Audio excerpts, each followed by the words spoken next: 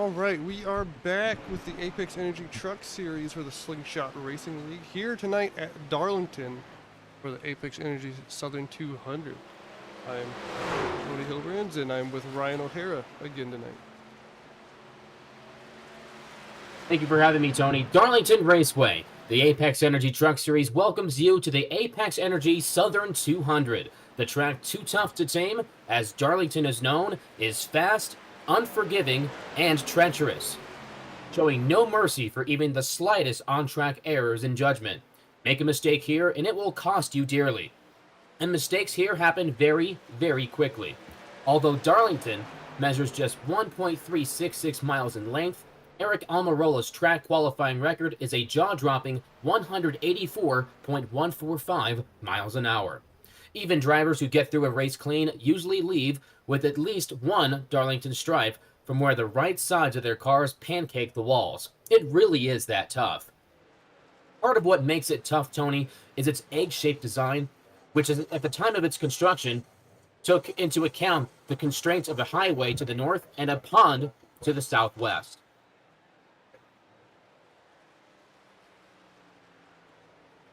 You have a little bit of feedback coming through, Ryan. Yes, the farmer didn't want his pond to be messed up, so the track had to be squeezed in a little bit in what is now 3 and 4.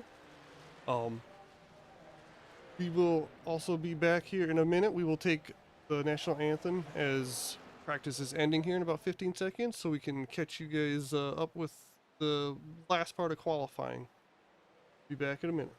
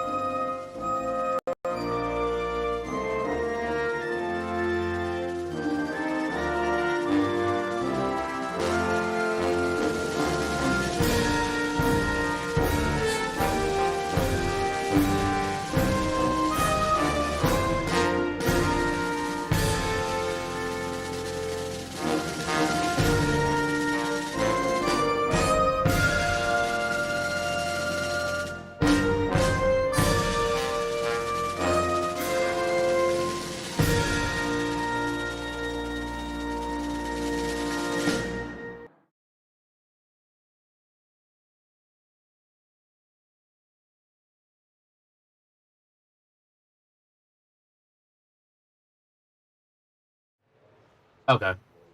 And we are back. Qualifying is underway. Let me fix the header for you, and welcome back, Ryan. Welcome back, Tony. Until the first Daytona 500 in 1959, the Southern 500 here at Darlington Raceway was the most prestigious race on the Premier Series schedule, and far and away the best paying race to boot. It's also produced some of the sport's best finishes, with the most memorable being in 2003 when Kurt Busch edged out Ricky Craven by just 2/1000ths of a second. And Tony, of course, right before you stopped watching, the main series right when they added the playoffs, but of course, when Kurt Busch edged out Ricky Craven there in 2003, that was a year before the start of the chase. Was that one of the most exciting finishes you ever witnessed? Yeah, most definitely, especially because of everything that led up to that point. Is if people don't remember, Kurt Busch lost his power steering with about 15, 20 laps to go, something like that. And obviously, if you've never raced a car without power steering before, this is not the track you want to do it, especially when you've already ran about 390 miles, and definitely going to be sore after that, as I'm sure he was. Absolutely. Sore, and just, adding in the fact that he slammed Ricky Craven probably 3 or 4 times coming to the line, probably added more to the soreness. Jeff Gordon, of course, was the dominant car of the day, but he had a flat tire late. Had contact with the 88 of Dale Jarrett. Eventually, that tire went down, and the number 24 DuPont Chevrolet ended up finishing several laps down. And if I But remember, going back to qualifying, Scott Sobczak currently on the pole with a lap of 29.38. Chris Smith is second at 29.42. Evan Pienta is in third, but he is about to finish his second qualifying lap. The number 55 Remington machine crosses the start-finish line, and it looks like he will remain in third spot. well, Sacchetti is also on track. He is currently in fifth, and he looks like he's finishing up his second lap.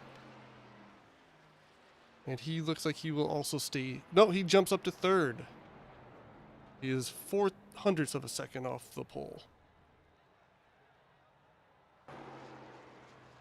Zachary Dowse is finishing his lap, and Brady Powers is still out on his, I believe, second lap.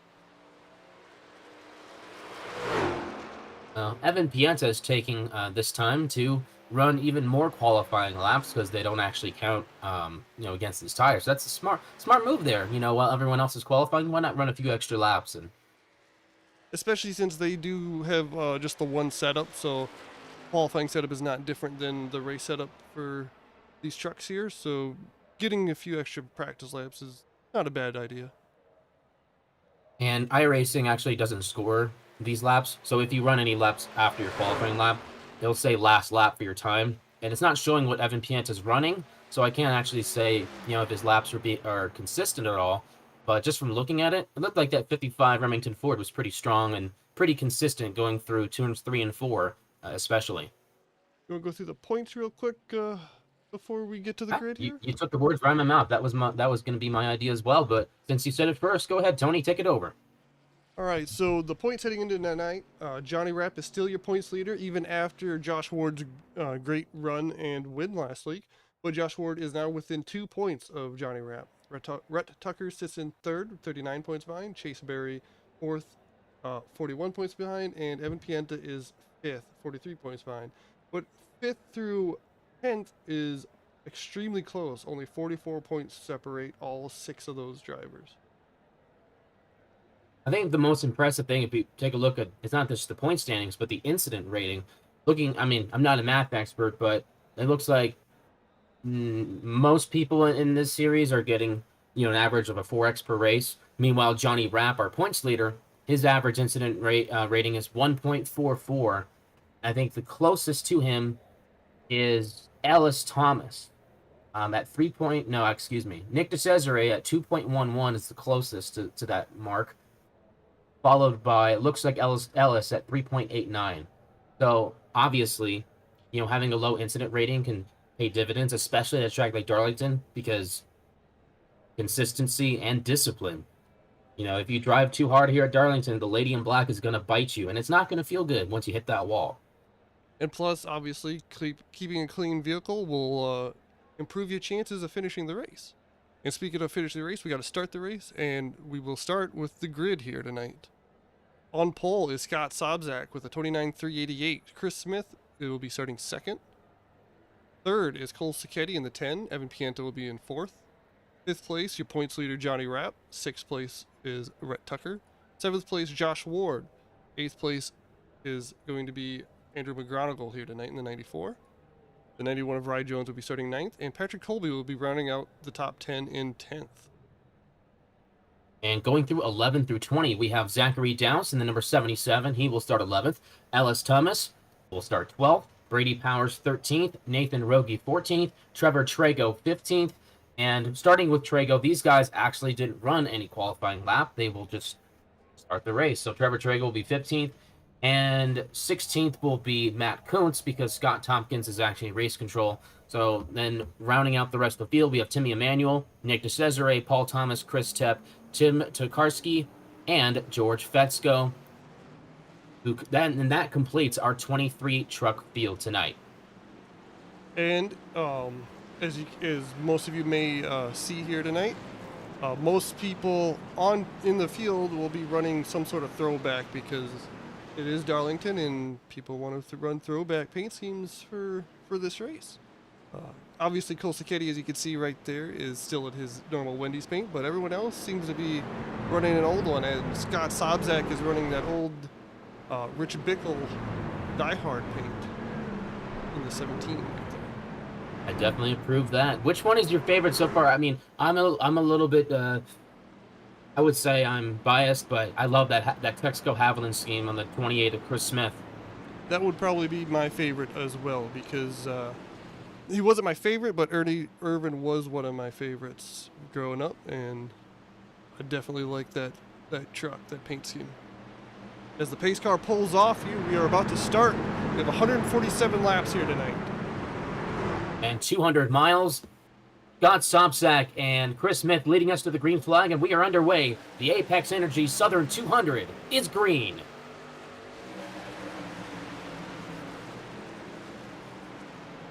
Oh, it looks like someone got a little loose there. And someone just got turned off the racetrack, and they will continue to go straight here as Scott Sobczak leads the field into turn 3. Well, there were a couple people that got sideways there in 1 and 2. And Scott Sobczak will lead the first lap here at Darlington Raceway. Also, because we didn't, my fault. I forgot to bring it up beforehand. It is 147 laps here tonight for the 200 miles, and there are 3 sets of tires in the pits. And the fuel run will be 42 to 45 laps about. And the truck that was turned off the racetrack, that was Timmy Emanuel. He got clobbered from behind by Trevor Trago, and the reason that happened, Ellis Thomas kind of got kind of a bad start. Emanuel checked up, and then unfortunately chain reaction, and that's when Emanuel got turned off the racing surface. Luckily, though, there didn't seem to be too much damage amongst everyone involved, and there's still a lot of laps left, so got a lot of time to recover from all that. But some things don't change, and Scott Sobczak, once again, is getting off to a great start at one of NASCAR's most historic racetracks. Colsacchetti is obviously known for being a rowdy driver and a fast starter, and he's right there behind Scott Sobczak. It's like deja vu here, Tony. Yeah, and it looks like the top 10 are pretty single file, except for Josh Ward looking to make a pass there going into 3. And the top 10 are kind of pulling away from the rest of the field here. And it's interesting because nearly contact there in the front stretch between Ward and Rhett Tucker. But it's interesting because Josh is kind of known as a slow starter. He likes to kind of feel the field out. But here he is. He's the one making the aggressive moves. Yeah, if I was him, and he's probably thinking the same thing, where I got some good tires right now. I want to make up as much track position as possible so that I don't have to try to pass anyone when the tires wear out. Because, yeah, the tires are going to go here at Darlington, as they always do, and it's a difficult place to pass people even on the fresh tires. And George Fetzko got into the outside wall in turn 4, and Trevor Trago nearly got in the back of him when that happened. And that was a battle for the 17th position, now held by the 37 truck. It looks like Trago does have a little bit of right front damage, but I think that happened in that first lap, first corner incident. He seems to be doing okay now, other than the fact that he is back in 17th. But truck's still moving along. And these drivers, Tony, they seem to have relaxed a little bit. Looks like they have decided to go single file here for the time being. Except for Josh Ward and Rhett Tucker, because Josh still wants to try to get past Rhett Tucker. But yeah, I think everyone wants to just ride this out as long as possible, kind of like last week at Atlanta. Again, it's 200 miles, so they got a lot of race left. It's only lap 8 now out of 100. Oh, trouble, Timmy Emanuel. Looks like he just went into the corner. Well, he got into turn 3 a little too hot, and wow, that wasn't just a Darlington stripe. That was a hard hit. Yeah, his right front is caved in pretty good on that truck, and his left rear also has some damage, probably from that first lap incident as well. Meanwhile, Scott Sobczak is saying adios for the time being. He continues to lead this race. We're through 9 laps here at this 1.366 mile super speedway. I'm calling this a super speedway. Why? Because this is the original, you know, Super Bowl of NASCAR. Kind of like the Daytona 500, but South Carolina style. It's I personally think this is a much more worthy place to win at than Daytona. Personally, again, because anybody can win at Daytona when you got plate racing and stuff like that. But here you got to be on the ball the whole race just to survive, let alone win. And it looks like Josh Ward is still trying to pass people. He got loose on the inside of Johnny Rapp there coming out of turn 2. But he does make the pass going into 3. Sorry about that. I feel like that, like when it comes to the Daytona 500, I feel like you're right now. Like the race now is kind of to me, it's kind of a joke.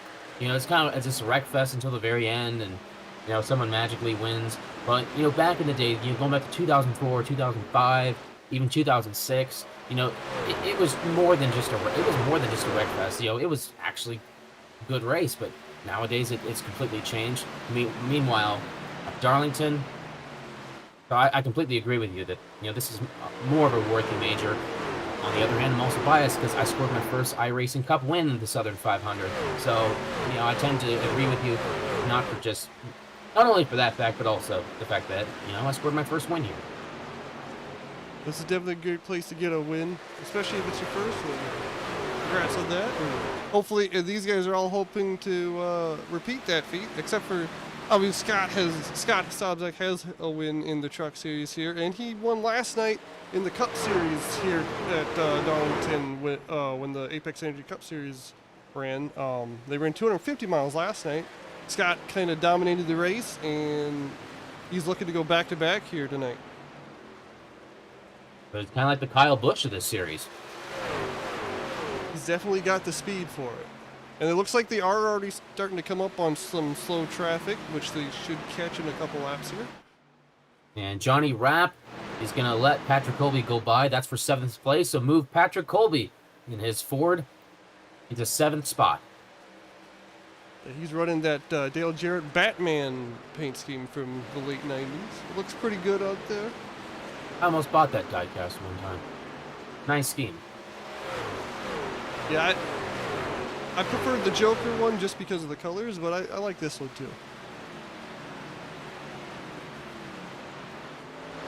It looks like Sacchetti might be reeling in Scott a little bit, but...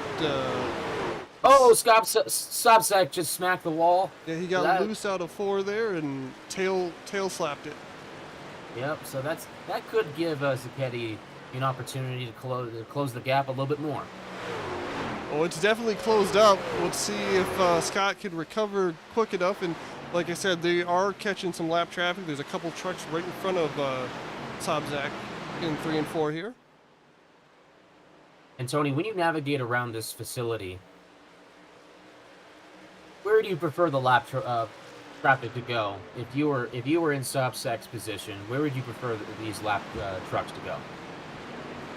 Well, in 1 and 2, I'd prefer them to go high because the bottom line is a lot faster. Oh, and there you see, trying to get around lap traffic, Scott Sobczak got into the wall and Sacchetti got in the back of Sobczak, so there's no change for position, but the leaders have definitely gotten some heavy damage out of that. Yeah, Sobczak's got some left rear damage, and taking a look at he's also got some right rear damage, and yeah, Sacchetti's right front is caved in a little bit because that's where he got into the back of Sobczak. It doesn't look as bad as I thought it would, though. I think they're okay for now, but not a good start. And it definitely closed up 3rd, 4th, and 5th right on the rear bumper of the 10 as they make their way through 3 and 4. And Tim Tokarski is falling down a lap, and it looks like he's pulling over for the lead lap trucks because he's much slower than these other folks. Yeah, that's it. That was what I was getting at when you asked. They were going through 1 and 2, and the slow truck took the inside line, which honestly, as long as the lappers are being predictable, they can be wherever. But like you asked me, personally, I would like them to go high in 1 and 2 because the inside line's the fast line. In 3 and 4, it's kind of a toss-up, but the outside line it's probably more preferable for the fast line, so you'd want them to go inside in 3 and 4, from my personal take. And the battle for ninth is heating up here. We have Andrew McGronicle, Brady Powers, and Rye Jones. They had a little bit of a difficult time getting around the lap trucks of Tim Tokarski and Paul Thomas, but now they are back single file. Rye Jones has gapped the group a little bit. And they're catching up to Johnny Rapp, who's slowly falling back, as he tends to do a lot. He drops to the back and then charges back to the front late in the race. We'll see if that's something he can repeat here. And Andrew McGonigal... And Josh Ward just cut Rhett Tucker a huge break. Tucker got a little bit high going into turn 1, and Ward checked up, as if he didn't. Rhett Tucker would have been flying into the outside wall. And because of that, it gave the chance for Patrick Colby to dive to the inside and try to pass Ward for 6th here. And he side drafts him down the front straightaway. And do you think Ward maybe used up a little bit of his rear tires too early? I think he may have just got caught up in a situation where he had to check up, and then obviously when Patrick dove to his inside, that's gonna cause you to be a little slower. We'll see how things go. He did keep Patrick behind him. We'll see if he can run Rhett Tucker back down. And our leader, Scott Sopsack, had some major issues getting around lap traffic earlier. We're on lap 22 of this 147 lap event, and Chris Tepp is into the wall hard. Speaking of lap traffic, Tepp is hard into the outside fence. But he's trying to stay out of the way of the leaders, and he did go high, but he just got a little too high. Ward hit the wall exiting the corner there, so he's going to lose the spot to Patrick this time, and Ward has some significant right side damage as well. But he does get a run on the out now. He's not going to get it. Patrick will clear him exiting 4 there. And yeah, Tepp's in trouble again, folks. Chris Tepp ran into the wall again in turns 3 and 4. And that number 15 Winston Toyota has seen better days. And he's into the fence again.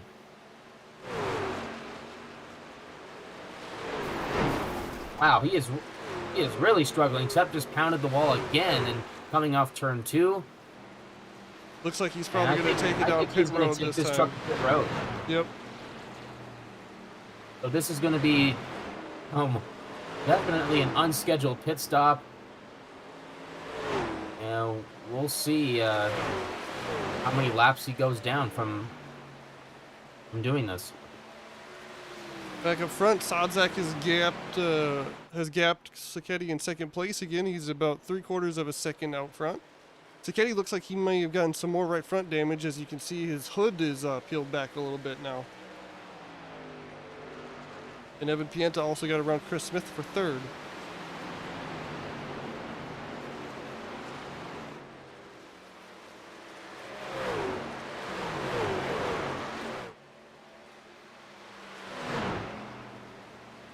And taking a look at the tape, I'm not seeing exactly when Sacchetti got... Maybe that damage was pre-existing from that contact with Sopsack, and maybe that damage was worse than we initially thought. Possibly. Could possibly be. He doesn't look to have anything else on the right, like the door or anything on the right side, but he did get a little loose there in 3 and 1 and 2 there.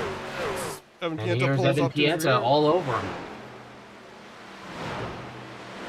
Let's see what he has in turn 3. Pulls right up that left rear quarter panel. But Sacchetti's going to hold on to the spot, but I think this is inevitable. You know, with the damage that Sacchetti has sustained early in this race, I think it's only a matter of time before Pienta gets around him. But Pienta also has to be careful. You know, if he gets too overzealous trying to get around this number 10, he might find himself in the outside wall. Yeah, you wanna be careful not to put yourself in a bad situation, especially again here where being on the track can just be in a bad situation, as we've seen with numerous drivers out there tonight. And Pienta still looking to the inside there. Unfortunately, he's got a lap truck coming up to kind of block. Oh, he does go to the apron, so it gave him room. But Pienta follows him, Sacchetti through the corner. And Pienta just gave him a little bit of a shot in the back bumper. Zucchetti was not affected. And by the way, that was the 7 truck of George Fesco. He has fallen down a lap, and he is currently scored in the 19th position. He's the first truck a lap down. Paul Thomas, Tim Tokarski, Chris Tepp are also laps down, with Tepp 4 laps down after pitting, 5 laps down now after pitting under green. It looks like he's still on pit road trying to fix his damage, and Evan Pienta brushed the wall there in 1 and 2. And Chris Smith and Brett Tucker looking to take advantage of that and get around him going into 3. And it looks like that Ernie Irvin color truck is going to make the pass. That is Smith. I guess you can say probably Ernie Irvin. You can also say, Irvin, Davey Allison. Probably not Kenny Irwin, unless, if they're a Kenny Irwin fan, but because he didn't run the 28 for very long. But based on the Haviland style, it looks like it might be a Ricky Rudd throwback. But oh, Ricky Rudd! How can you? Man, it's a cardinal sin. How can you forget Ricky Rudd? And to our fans on Twitch, thank you very much for joining us. Once again, this is Ryan O'Hara alongside Tony Hilbrand from the Darlington Raceway and the Apex Energy Southern 200. We're on lap 30 of this 147-lap race. Scott Sobczak continues to lead. He currently holds a 1.773 second advantage over Cole Zucchetti, while Chris Smith and Rhett Tucker are about 2 seconds behind, and Evan Pienta about 2.5 seconds back. yeah, it looks And like that is our top 5. Looks like Pieta's brushed the wall a couple more times, and he just he's struggling out there. And Patrick Colby is running these guys down. He's made up about 4 spots since the start of the race, from 10th to 6th here. He might be our And meanwhile, biggest Sobczak's gainer. got some left rear damage from that earlier incident, and he is still pulling away. Oh, and he just got the wall. Right as we Coming switch out of back turn to him. 2. Well, if you could hit the wall and still keep about a 1 3/4 second gap on second place, I think you're doing something right. Well, either the lady in black is enjoying getting teased by Scott Sobczak, or maybe the lady in black is preparing to reach out with her mighty claws. Well, hopefully for Scott, he can reduce the contact here throughout the race. And Chris Smith is still all over the back of Zucchetti here, as Zucchetti throws a little bit of a block down the backstretch. Oh, and Chris Smith gets really loose entering turn 3 there. Was able to hold on to it. Yeah, Hell of a save It there. looked like he clipped the apron on quarter entry, and you don't want to do that in 3. You do want to do that in 1 where it helps turn the car, but in 3 you don't want it to help turn the car. Or truck in this case. And green flag pit stops have officially begun, and it starts with the 77 to Zachary Douse. Well, Scott Who's Sobczak is also on pit road. Your leader is on pit road. Or your former leader. Cole Zucchetti is taking over the lead with Brett Tucker in second, and it looks like Chris Smith is also coming down pit road. And the 42 is spun at the entry of pit road, but he gets it back going before Chris gets down there, so they were both able to make it on there without any more chaos. And that was Paul Thomas, who was lapped down at the time he spun. So, as you stated, Cole Zucchetti is now your leader. For now. Do you think this was too early to pit?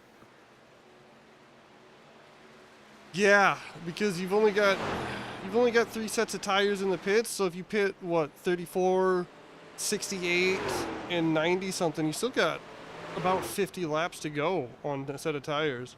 And Rhett Tucker just goes down pit road also. So that puts Patrick Colby in second. Cole Zucchetti is also staying out. Cole Zucchetti stays Nathan your Rogie leader. is also, well, I thought Rogie was heading down pit road, but apparently he's not. Looked like he was getting out of the way for Cole Zucchetti there. Yeah.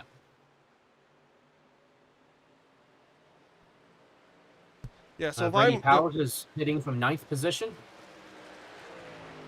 Yeah, so if I'm Cole Zucchetti and Patrick Colby and Johnny Rapp, then I want to try to go as far as and Josh Wood. I want to go as far as I can on fuel here.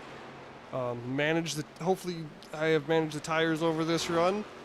But yeah, I want to go as far as I can so I can spend the least amount of time on the oldest set of tires at the end of the race. And as you can see, it looks like Nathan Rogie was already on pit road and he was coming off pit road as he just blows by the leader of Cole Sacchetti there in 3 and 4.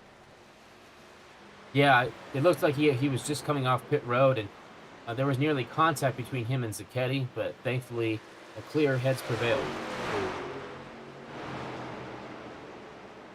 Trevor Traeger also goes down pit road and looks... Yep, Trevor Traeger also goes down pit road. And Nick DeCesare has cracked the top 5, but that's because he hasn't pitted yet, Tony. Yeah, it looks like the top 6 still have to pit. I should hopefully... And it looks like Matt Cook has also been in the wall as well. His the right side of his number 13 is pretty well scratched up. That's probably Not the first, and certainly won't be the last. no. And we have a battle here, and it is Andrew McGonigal and Rye Jones. Side by side down the back straightaway. Who's going to give way in turn 3? It looks like Jones has the advantage. He's going to pull right in front. He did tail slap the wall a little bit. Yeah. And as you can see right now, looks like Josh Ward just went down pit road as well. Or possibly. Let's see.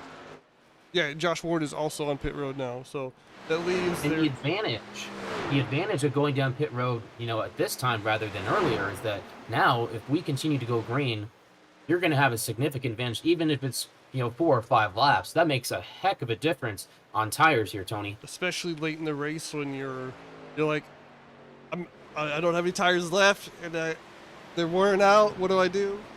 But yeah, if you pit now 40, 80, 120, that gives you 27 laps to the end on your last set of tires.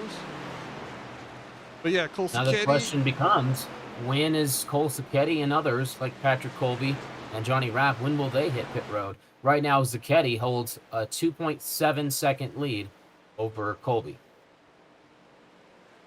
Well, I was told that a fuel window is a 42 to 45 laps, so anytime in the next few laps, you'll probably see them come down. And again, Sacchetti, Colby, Rapp, Emmanuel, that's your top 4. Those are the 4 that have not pit yet here tonight. Scott Sobczak is in 5th, and he is your first one that has pit. And he's just now getting his lap back as you see him go by Sacchetti there going down the backstretch. So that leaves 5 people on the lead lap right now, as the top 4 still have to pit.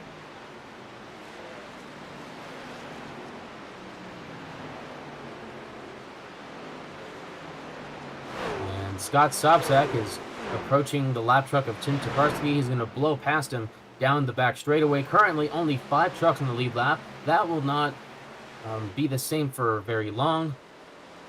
But if there's a caution, question marks. And Sacchetti continues to stay out. Looks like Colby is also staying out. Johnny Rapp is staying out. We'll see if Timmy Emmanuel pits. He's just now on the backstretch.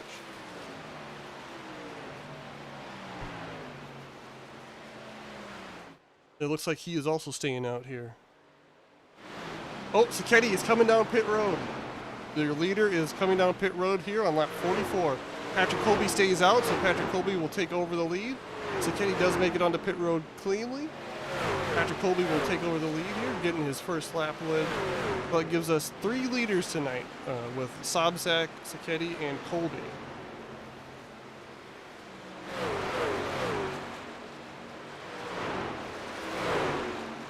Colby has Evan Pienta on fresh tires right behind him trying to get his lap back. And he will get by him going into turn 3 here. And Patrick Colby is also staying out one more lap, it looks like. And that will put Evan Pienta back in the lead lap. And as a result, Rye Jones is now in the lucky dog position as the first truck a lap down. But Rye Jones is within a straightaway of our leader, Patrick Colby. And Johnny Rapp. Wow, that was nearly a crash there. Evan Pienta nearly got in the back of Tim Tokarski, who has been extremely slow this entire race. Johnny Rapp also goes down pit road here, so that... And Tokarski is just zigzagging all over the place. Rye Jones was, going left and right, trying to figure out where to go. Patrick Colby, your now leader... Here comes Patrick Colby pitting from the lead. Yep, you're coming down pit road. So Timmy Emmanuel is the only one who's not pit yet. but he has already been passed by Scott Sobczak and Chris Smith. So he will not take over the lead before he goes down pit road. We'll see if he goes down pit road this time. But Scott Sobczak has a about a 2.1 second gap over Chris Smith, who will be in second as Sobczak takes over the lead here. And Timmy Emanuel is hit pit road. He pits from the 4th spot. All right, while pit cycle has completed, we will take our first commercial break here. We will see you guys back here in a minute, and we'll go picture in picture. We'll be right.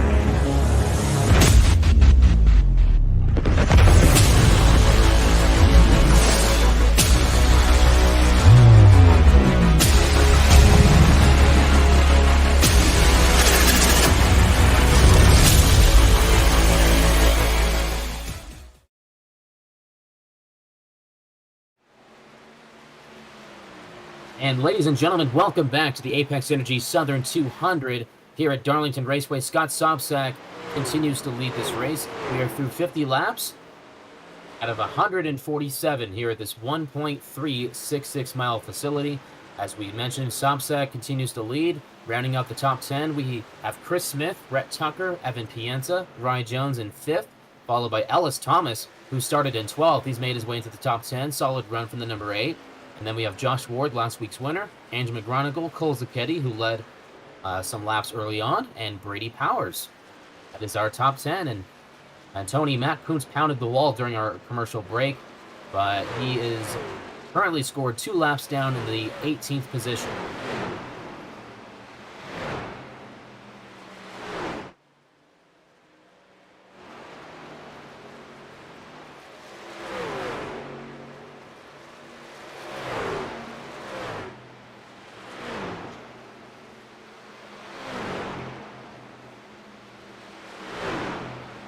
And Cole Zucchetti pitted very late. I would say he's one of the last ones to pit out of that run. So he scored about 16.9 seconds back, but he just blew past Andrew McGronigle to take over 8th. So we will see how fresh tires will help Zucchetti here. If we have a long run, it could be a possibility that we could see Zucchetti get close to the leaders.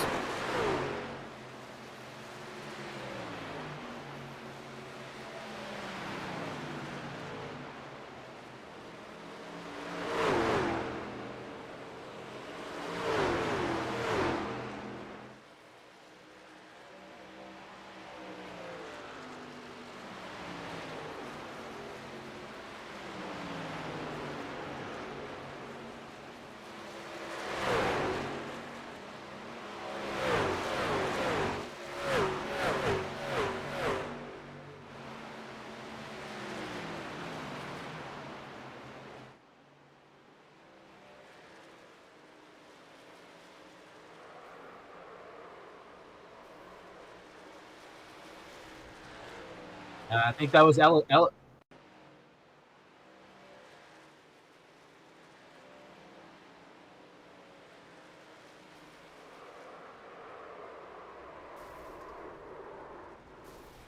that was a net code right there with looks like Nathan Rogie, the 87.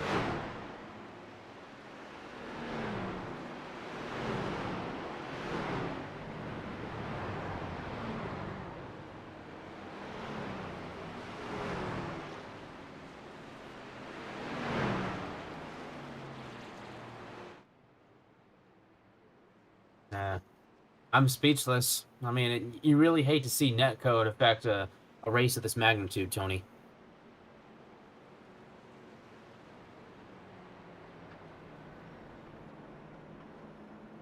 He's going to have to pit. I mean, he definitely spun his tires, and I was also going to mention Alice Thomas got hard into the wall. I actually thought that's what was going on, but apparently there was a bigger incident ahead of the field.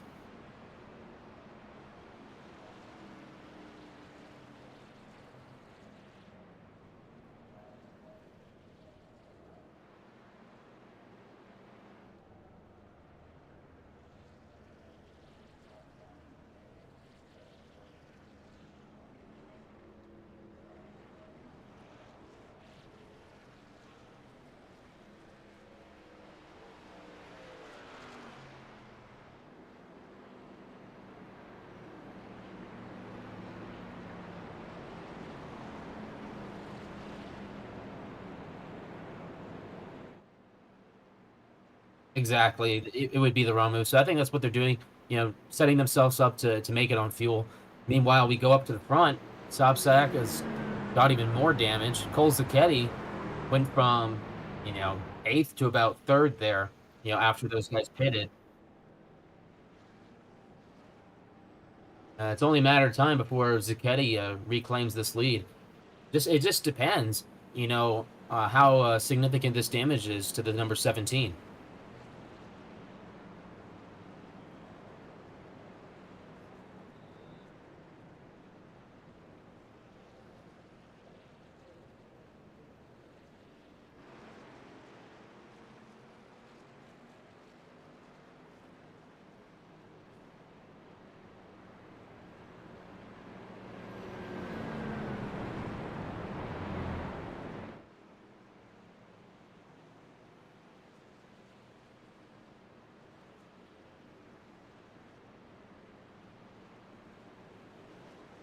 And if you're a Sobczak, at one point do you have to just look up at the sky and ask why? He's had so much bad luck over the last couple races. You have. Mhm.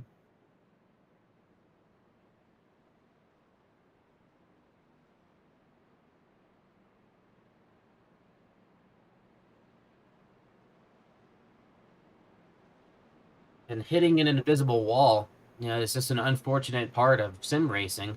There's always the possibility that there's going to be some technological glitch. And unfortunately for that number 17, Sears diehard Ford, that's exactly what happened.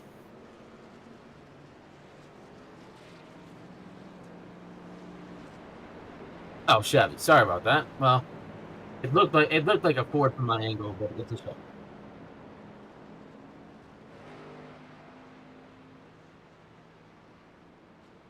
Yeah, absolutely.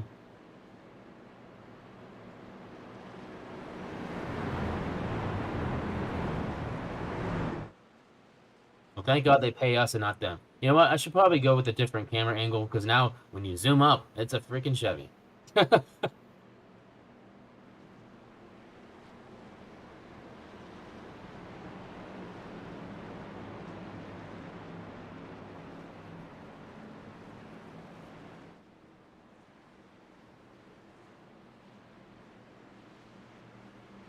And it's interesting in our first couple of rows here, Tony, we have a pair of Chevys, a pair of Fords, and then we have a Toyota in Roy Jones.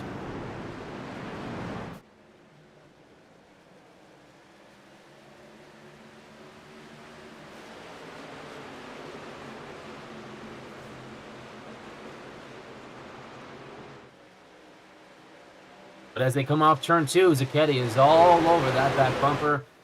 Zucchetti is an aggressive driver. Let's see if he shoots for the lead here in turn three, and he's going to do exactly that.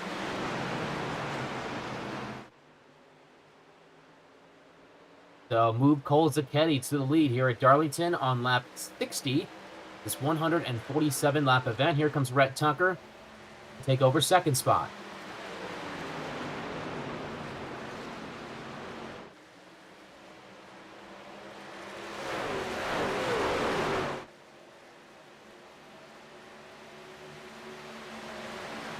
Here comes Roy Jones making the move under Chris Smith.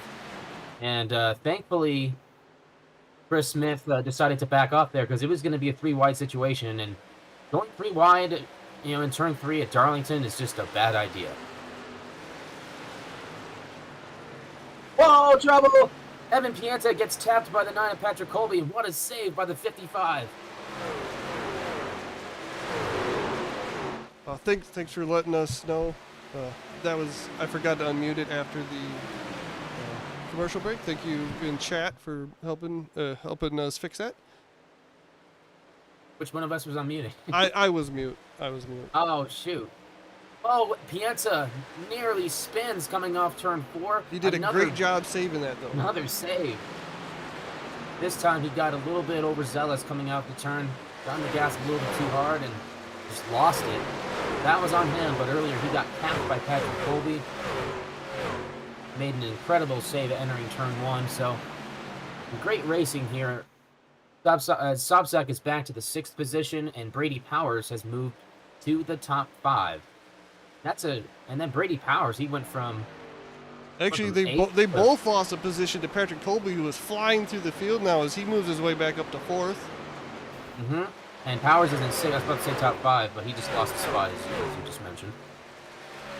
And once again, thank you to the chat. It's nice to have people in the chat. And if you subscribe, I think we have is there a giveaway this month?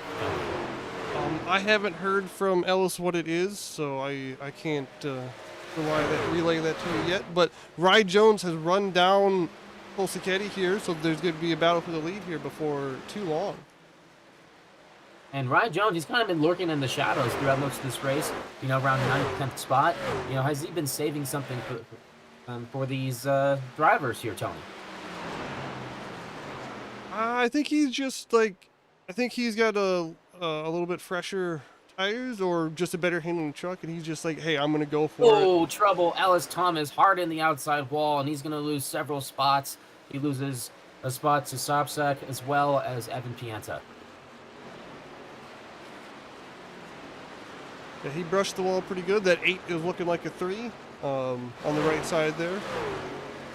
But he keeps it straight. He is riding high. He comes down the back straightaway, and wow, Ward is such a wheelman. He's going to blow past the 00 of Nick DeCesare. I think DeCesare just pulled over for him, and it looks like Ward has gotten some more front end damage as well, as you can see his nose is beat in. And yes, Rye Jones, as we were watching that, did pass Polsiketti here for the lead going down the backstretch. So that number 91 driven Baylife Toyota takes the top spot, and I believe this is the first time a Toyota has led this race under green conditions. So, and that's your 4th leader tonight, I believe. I believe it's just Sobczak, Siketti, Colby, and now Rye Jones, who have led the lap here tonight. And he is pulling away from Siketti. And believe it or not, Rye Jones is the only Toyota in the top 10 and top 15, because the next Toyota is Matt Coombs, and he's 2 laps down. So Rye Jones is in a league of his own, quite literally, the only Toyota that's in contention to win, and he happens to be in the lead. And like I said, he is gapping Siketti here right now. He went from just passing him 2 laps ago to about a 9/10 a second lead now as they head into turn 3 and 4 on lap 68 of 447. And while we're at it, let's go through our top 10. Rye Jones is our leader. Cole Siketti in 2nd. Rhett Tucker is 3rd. Patrick Colby is 4th. Patrick Colby actually just passed Rhett Tucker. But... Oh, there you go. Patrick Colby to 3rd. Rhett Tucker is 4th. Chris Smith is 5th. Brady Powers is 6th. And rounding up the top 10, we have Evan Pienta, Scott Sobczak, our pole sitter, Josh Ward, last week's winner, and Alice Thomas. That rounds up the top 10. And right now, I guess, points as they run, Josh Ward is leading the points right now because he entered the race with a 2-point disadvantage to Johnny Rapp. And Johnny Rapp is running in 11th. So right now, Josh Ward is our points leader, but I think they'd be tied right now because I think they're at 1 point of position. I think that's how. Okay. I think that's how it is. And neither of them have led a lap yet tonight. So now, Rye Jones is doubled his lead in a lap. He's up to about a 1.8 second lead over Sacchetti, and it was just 9/10 last lap. So Rye Jones is either pushing really hard or Sacchetti's just hanging, chilling out to run as long as he can, or it's a little bit of both. I think it's a little bit of both. I think it's kind of cat and mouse because, Sacchetti, he pitted pretty late in that last run. I don't think his tires wore out that quick. I think that, Sacchetti noticed that Jones was faster, let him go, and decided, you know what, I'm not going to, race like crazy. We have too much going on. I'm just going to hang back and let it play out. We're going to have to pit anyway at some point. So as long as he keeps Rye Jones within his vision, it's doing a good job. Meanwhile, Patrick Colby, he's nearly 5 seconds back now in the third spot. Now make that 5.4 because Colby didn't have a good lap. But he is gaining a little bit on Sacchetti, so Patrick is definitely running harder than Cole is. Rhett Tucker is kind of falling off of Patrick, and Chris Smith is falling a lot further off. So I think a lot of this is people just kind of like, hey, we definitely got to run longer than we did the first run. Except for, like, obviously Cole, Patrick, and Johnny, because they were able to go 44 to 46 laps, like I said earlier. Everyone else, except for Rye, seems to be like, hey, let's try to extend this run a little bit longer tonight, or this time. And Paul Thomas is on pit road. He pits from 21st. He has scored 5 laps down, but he's definitely going to go at least 7 laps down after this pit stop.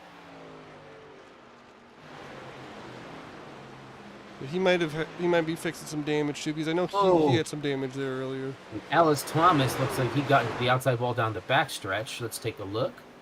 Saw a puff of smoke. Maybe he didn't hit the wall. Let's see what happens. And Johnny Rapp is passing Josh Ward for 8th. And Thomas did brush the wall ever so slightly. Scott Sopsek running right behind him, and Nick DeCesare, he's the first truck a lap down. Right now, DeCesare can just hang out and relax because Timmy Emmanuel and Nathan Rogie are running nose to tail right now, and DeCesare can just relax in his position because they are nowhere close to challenging him for that spot. Yeah, plus I don't think DeCesare wants to get involved with a lead lap battle or anything, so. You say that, but he's right. He's all over Scott Sopsek, and he's thinking about it, even though, there's really no point in him doing so. But DeCesare's looking to the inside here, coming down the front stretch. Well, Scott's also got that heavy nose damage, so he's probably not got the speed to stay out in front. Like, as you can see, he restarted first, and he's already back to 11th after about, what was it, like 18 laps here? So. True. I mean, he is closing in on Ellis as well, but as we mentioned, Ellis has also gotten into the wall a few times, so perhaps DeCesare is in his Taylor Swift Chevrolet is making some strides. And Rye Jones continues to put more people a lap down or another lap down, depending on what their situation is already, as he just passed a couple more trucks there, and he's looking to go after Timmy Emmanuel next. And Timmy Emmanuel is our second truck a lap down, but he's about to go 2 laps down to our leader, Rye Jones. And Jones is having some net code here as he comes out of turn 2 and goes down the backstretch, which, by the way, was the original front stretch, but it was flipped, I believe, in 1996, Tony. Somewhere around there, 97, 98, something like that. But yeah, the front stretch now used to be the backstretch. Unfortunately, they took the current backstretch's roof off the grandstands. That was always something neat to look at when you were racing, and now it's just the normal grandstands that's uncovered. And Rye Jones does put Emmanuel another lap down. I went to the Southern 500 last year with my girlfriend. We had an amazing time, and it was her first race. It was my first race as a fan since 2005. Because I've been in the media for a while, so that was my first experience since Kyle Busch scored his second Cup Series victory at Phoenix. So it had been quite a while. Glad you had a good time. And like I said, I haven't really been watching much NASCAR, so I'm not sure how the race went overall. But as long as you had fun, that's all that matters. A lot of green racing. There was a delay early on for rain.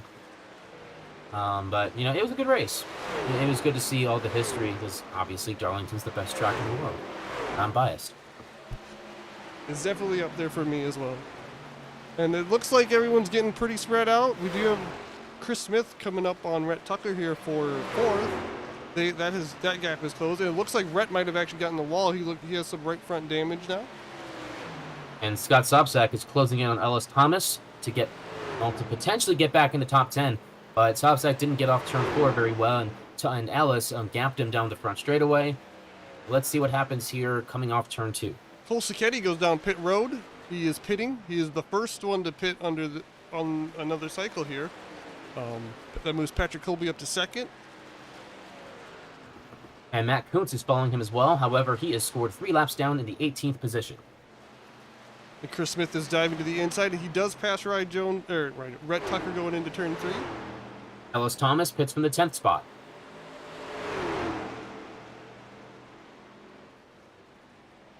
Yeah, I think... And here comes Chris Smith. He's making a move underneath of Rhett Tucker. Will Tucker decide to pit here?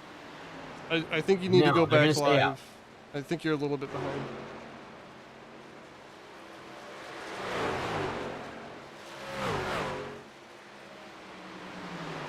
But yeah, I think. Yeah, I was about to turn back.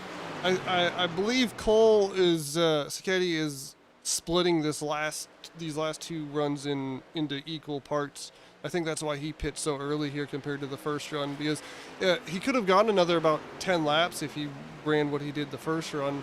I think he's just trying to split these next 3 runs with the 2 cycles up into equal parts so he can maximize his tires. And Sacchetti comes off pit road. He put up a smoke show, kind of smoked the tires a little bit coming up pit road, so he'll lose a little bit of ground from that, but not too bad. And Brady Powers will follow him out as well. It looks like Trevor Trago is also going down pit road as we speak. Oh no, he's coming off pit road. Sorry. But Bry Jones is looking to put Andrew McGonigal a lap down. And that is your 9th place driver right now. So only 8 trucks on the lead lap as we are coming to the lap 85 here. And Bry Jones leads this field by over 9 seconds, 9.4 over Patrick Colby. And 3rd place, Chris Smith is 13 seconds back. So Jones has a huge lead, but it's not gonna last for very long, because we have a lot of strategies playing out here, Tony. They might have to check Bry Jones' pits after the race and see if he had a soft set of tires or something. Because he's just flying and he's not slowing down. He's been running hard this whole time and nobody's been able to keep up with him. Well, except for Brady Powers, because he's on fresh tires. He just blew past him, and Powers is really pressing the pedal there. And that might have been who pit. Him and Powers and Trago look like they have a pretty similar paint scheme, if not the same paint scheme. So I might have gotten them confused there. Yeah, it's nobody else has really pit yet. Not on the lead lap, not from the lead lap at least. Just Cole Sacchetti. And yeah, Trevor Trago is currently in 8th, still the last truck on the lead lap. So I probably got him confused with Brady Powers there. And Zachary Doust and Evan Pienza are having a good battle here. Only problem is that it's not for position. Doust has currently scored 2 laps down in 16th, and Evan Pienza is holding on to the 5th spot, but he's got a lapper breathing down his neck. Yeah, it looks like the closest battle on track is still Chris Smith and Rhett Tucker, but yeah, Rhett Tucker has that damage, and Chris Smith is starting to pull away a little by little. And that would be a battle for 3rd, but Chris is, like I said, pulling away. He's about a second ahead now, so it was half a second until they caught that lap truck there of the 87, I believe.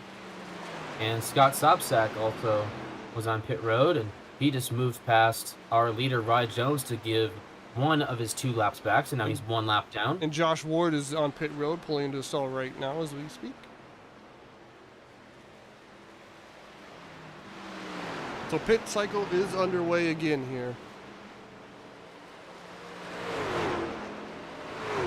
But yeah, Green Rye. flag cycles are commonplace here in the Apex Energy Truck Series, which, is a good thing. You like to see good racing and not a whole lot of cautions. Our first race together, it was a caution fest, but it has been great racing ever since. Whoa! Ellis Thomas got into the fence and got loose And he's about to as he be put a bounced off lap the down wall. by Rye Jones as well, as you see Josh Ward coming off pit road in the background there. But yeah, Ellis Thomas is the next truck to go a lap down once Rye catches him, if Rye catches him before he pits.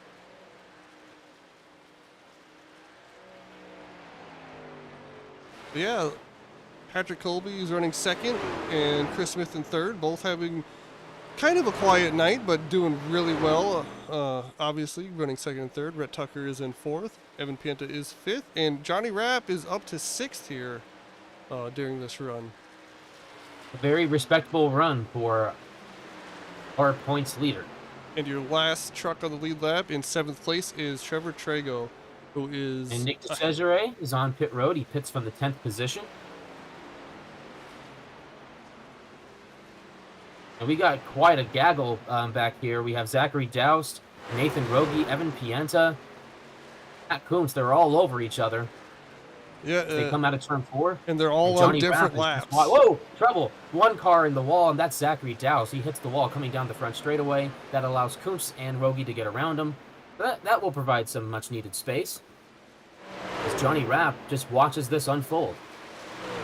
I'm sure Johnny wasn't excited to see that because he probably didn't know what was going to happen. And as you see, they go 3 wide trying to split that damaged truck of the 87. And then Johnny Rapp is just kind of stuck there, and he's going to get boxed in because Brady Powers on the fresher tires is going to go dive underneath. So Rapp is now back to having 4 trucks in front of him that he got to get around. But let's see if Powers can get around these guys.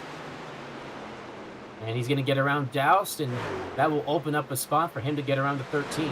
So good move there by Powers. Oh, Coombs, he's going to hit the wall really Big hard. hit. That might bring out a caution here. We'll see. Oh, as the 77 and hits Zachary hard. Doust spins hard into the inside wall. Caution That does is bring for out a second time caution. tonight.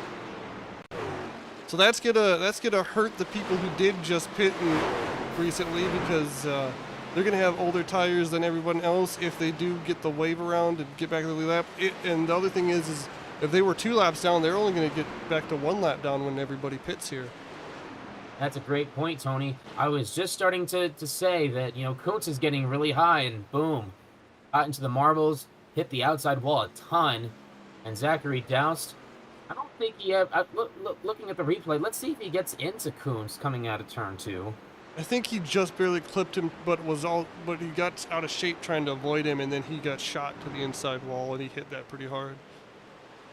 Yeah, that's what it looks like. Let me take a look at the car chase.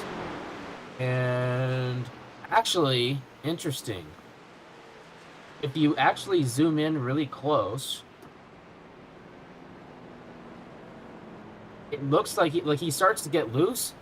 Like he starts to lose control of the front end of his 77, and then there's a slight bit of net code as well. So he was already starting to lose it, and then the net code kind of finished him off. Just an unfortunate incident there for the number 77 Chevrolet of Zachary Doust. And as I expected, everyone's going to pit this time under caution because, pit cycle, right? Rye Jones, your leader, decides to stay out.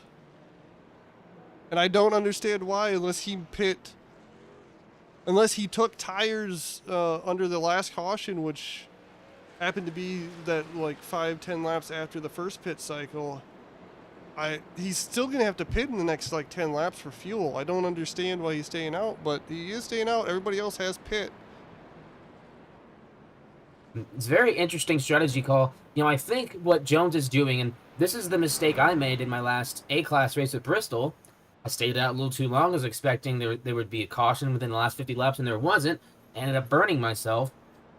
Do you think that Jones is kind of banking on another caution to come out?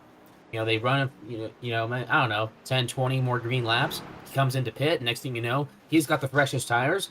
And to boot, he has an extra set. I mean, that might be possible, but he might be the next caution if everyone else behind him has fresh tires and he's on these old tires. I don't think I would have done what he did here, but he's leading the race for a reason, so we'll see if it works out for him. I'm with, I definitely.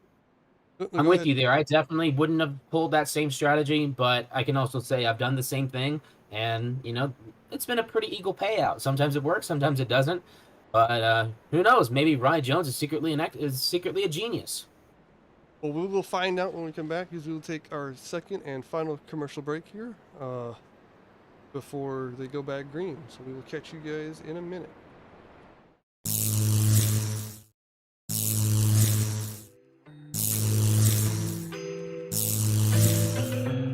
How do we get these one-of-a-kind amazing trophies? Well, we were fortunate to find UD Awards when we started our league. We reached out and we connected with Christopher, and we got started designing these one-of-a-kind works of art. The process was easy from start to finish. After just a few revisions, we finalized each one of them, and the team at UD got to work building each trophy from scratch. They're a small team, but they've got the ability to do just about anything your brain can imagine. And don't worry, if you're not an artist, they've got an entire catalog of unique trophies in pretty much any material you can imagine. Wood, acrylic, glass, and in the case of last season's trophy, metal. The best part, they're affordable. If you're looking for a trophy for your event or league, the choice is simple. UD Awards can give you exactly what you want.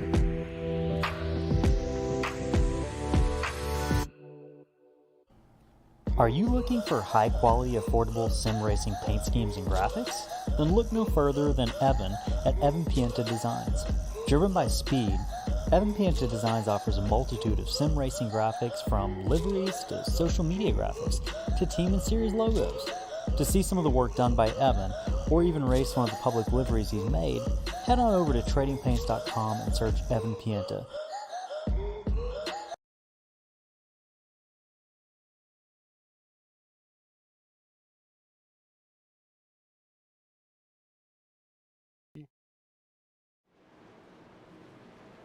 And welcome back to the Apex Energy Southern 200 at Darlington Raceway. Caution came out just a few laps ago when Matt Kuntz hit the wall, and Zachary Dow spun to the inside to avoid it and clobbered the wall. Rye Jones is going to lead us back to the green flag. Just before the caution came out, he had like a 10-second lead, and that evaporated, and he's going to get a jump start here, and we are back underway. Lap 99 of 147. And he was also the only truck not to pit. Patrick Colby and Chris Smith went down second and third under caution, and they came out second and third. And now Patrick has the fresher tires, and he's looking to blow by Rye as soon as he can and try to run away with this lead like Rye did on the last run. And Colby's going to take a run here at the bottom. Honestly, Jones is making a pretty strong stand given how old his tires are, but he has no chance of blocking these guys. Here comes Johnny Rapp to the inside. Evan Pienta. He's going to get his doors blown off. But now Patrick Colby led that lap, and we still have only had 4 leaders out here. Colby is looking. Oh, we got truck in the wall back there. They keep everything straight. I think that was Trevor Trago. He got really loose off the corner, but I don't think he hit anything. And Chris Smith was looking to the outside there, coming out of 4. He gets the run. He dives to the inside of Patrick Colby for the lead in turns 1 and 2 here. And Pienta is going to try to go with him. And he is going to clear him. Move Chris Smith in that number 28 Texaco Haviland Ford to the front. And it looks like Patrick just let Pienta go as well, so he didn't lose too much time or burn his tires up too much too early. But yeah, Chris Smith now your leader, and he will be your 5th leader of the race once he gets in line.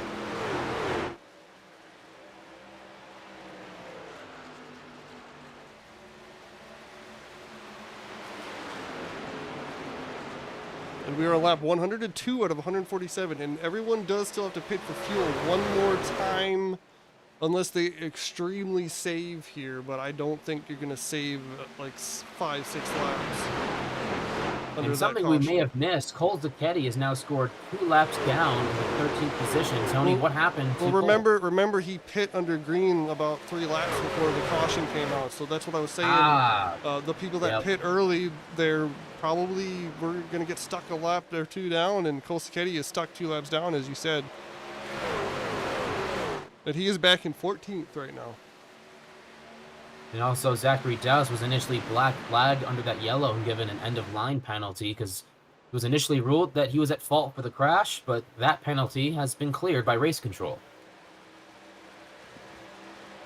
And Brett Tucker is on the back bumper of Patrick Colby for third, as they have a little bit of a space between them and second place Evan Pienta, who has a little bit of a gap between him and Chris Smith, your leader.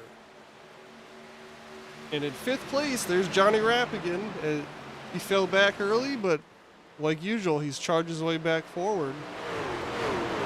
And we're late stages of the race here. He's our modern-day Matt Kenseth in the sim racing world. And Josh Ward with that damaged truck. No, never mind. He's a lap down. Forgive me. He's sixth on the track, but he's a lap down. I forgot he also pit before the caution came out. And Rhett Tucker in that Jeff Burton throwback scheme. He is all over Patrick Colby for third. He looks to the high side. Will he have the bite coming off 4? If they come down to the start-finish line. And I think Colby just said on the radio, and he just lets Rhett Tucker by. So move Rhett Tucker into the third spot, and that was a good move of sportsmanship there by Patrick Colby. I think Patrick was gonna take the lead and run away with it if he could, but once he got passed by Chris and Evan, I think he just said, you know what, I'm gonna save my stuff here until we get to that last pit stop, and then I'll go all out. I think he's playing the track position game right now. While we have 41 laps remaining in this race, so and with an extra set of tires, potentially a good move by Patrick Colby just to let things play out a little bit longer. Well, that, and they're gonna have to pit with 5-10 laps to go for fuel anyway, unless we do get another caution and they save a few more laps under yellow, because I don't think they were able to save enough fuel under that caution to stretch it to about 50 laps on a tank. So if they can, then we're gonna find out if it stays green, and if they can, they did a hell of a job, but I don't think they're gonna pull that off here. And Zachary Dowse for the last lap and a half has been running on the apron. Not sure what's going on, but they might explain partially why he's 3 laps down, but I'm not sure what the issue is. Looks like he's going to head to pit road here and perhaps retire that number 77. Unfortunate, because he got caught up in that wreck, and none of his own doing, but sometimes you're at night ends. Definitely running under power. Yeah. And it looks like Rhett Tucker's trying to dive to the inside of Evan Pienta for second. Evan gets the run on the outside, though, through 3 and 4. Meanwhile, Chris Smith is saying adios for the time being, but not so much. Evan Pienta's, battling there with Rhett Tucker, but he's still within 0.6 of a second. I think Chris is just trying to manage the gap and keep his tires under him as long as possible. And Evan Pienta gets real loose. Squirrely there coming off turn 2. Here comes Rhett Tucker. Yeah, that's going to give Tucker the spot. Yeah, it gives him the chance to take over, and he does clear him into 3. Evan's going to try to come back under him, but I don't think he's got quite the run to do it yet. And Patrick Colby is still just sitting there in 4th, and a little bit behind him is Johnny Rapp just sitting there as well.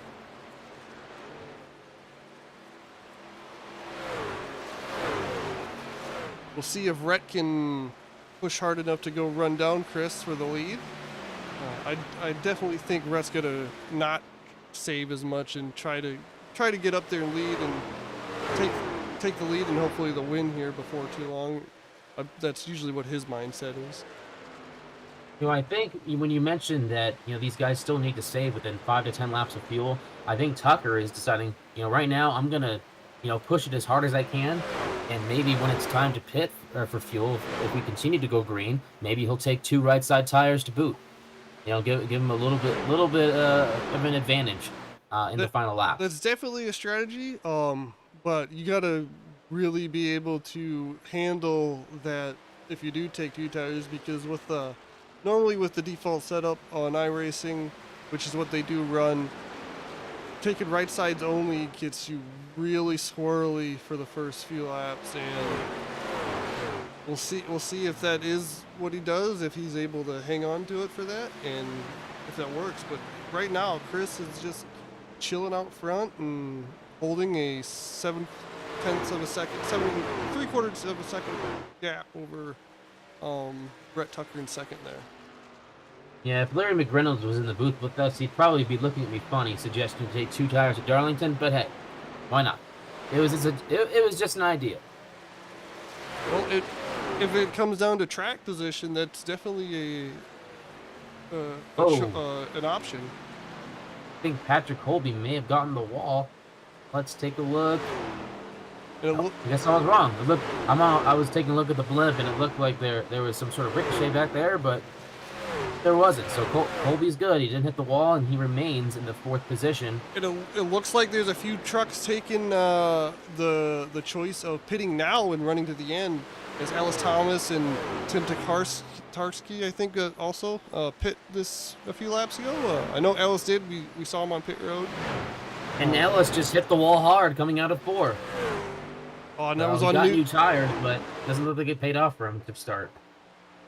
Well, if he's able to keep it nice and straight and out of trouble and it goes green the rest of the way, he might see himself in a better position than what he was running in. True, but he's still 2 laps down, and that's going to be hard to make up, regardless of what the leaders do. Which the leader is right behind him, trying to put him a 3rd lap down. So Ellis has got to get going. That is his teammate, though, in the 28, so he might cut him a little bit of slack. Maybe a little bit of slack, but at the same time, he doesn't want to allow Rhett Tucker to, potentially take the lead from him, because he's still got just over a second advantage, and anything helps. Yeah, but it does look like Ellis is starting to pull away now. The tires are coming in, and he's keeping it off the wall, so looks like he's in a good spot now. It looks like Brady Powers, is he also on pit road? Yes, Brady Powers has also gone down pit road. He's coming off pit road. He just pitted. Yep. And Evan Pienta has reeled in Rhett Tucker. Yeah, I think Rhett might have pushed a little too hard there to get to where he's at, and he might be feeling the effects of it now.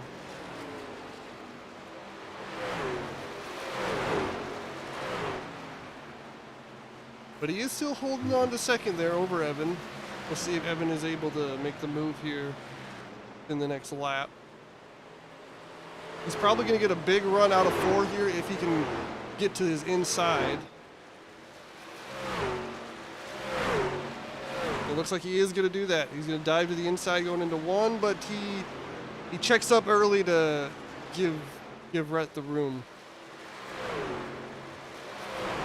And them fighting like this, though, Patrick Colby is reeling them back in. Oh, trouble hard in the wall. That's Trevor Trago. No caution, but that was a hard hit coming out of turn 2. And coming to his inside, that is Josh Ward. Yeah, he's And definitely, that is 4th position. his right side's definitely pounded in a bit more now. Let's see what happens in turn 1, because Trago did reel him back in turns 3 and 4. Let's see what Trago does here, but it looks like Ward is going to maintain the position, but Trago's putting up a good fight.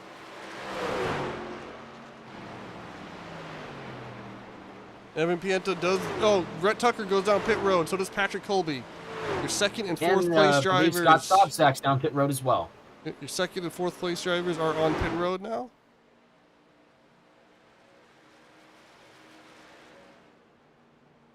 And yeah, Scott Sobczak has just come off pit road not too long ago. He is running in 10th currently.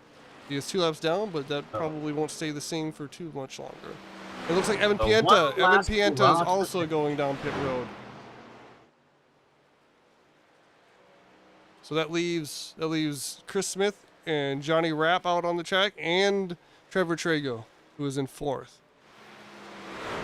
So this is setting up for one last hurrah to the finish. Now the question is, what does Chris Smith do? Well, on it, he also might be thinking, you know what? Let everybody pit. I'll stay out, put everyone a couple laps down, and maybe a caution will come out, and I'll be the only one with a shot at winning this. But at the same time, there's only 7 trucks on the lead lap. Maybe wait, like you said, wait for guys to run a little bit. and then, maybe take 4 tires, maybe take fuel only. Well, that's the thing. If it does stay green, he can't stay out too long. Otherwise, he's gonna lose too much time before he pits. So he's either hoping that a caution will come out relatively soon, or he'll probably pit in the next 5 laps or so.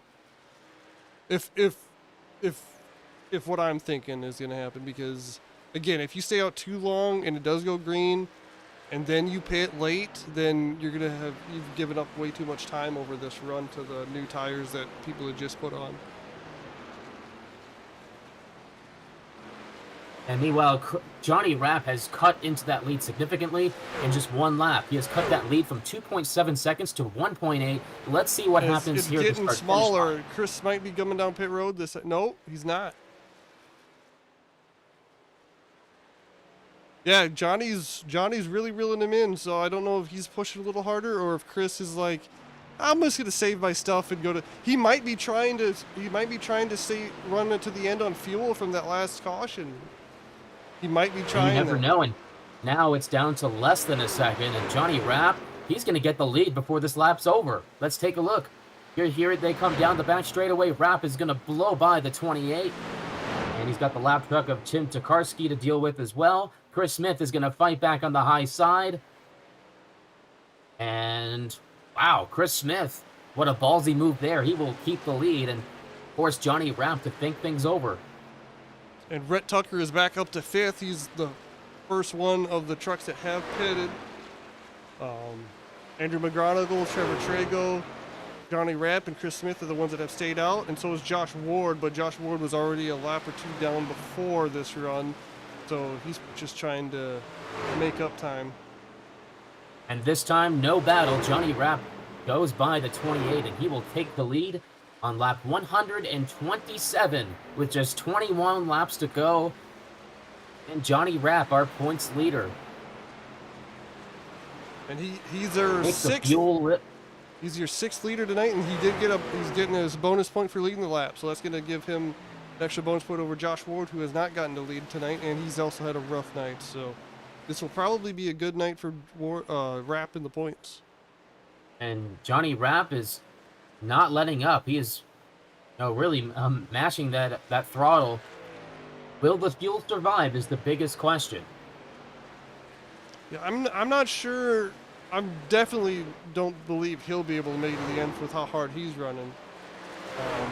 Especially since he's already about almost 2 seconds ahead of Smith, who's on the same strategy, the same run right now.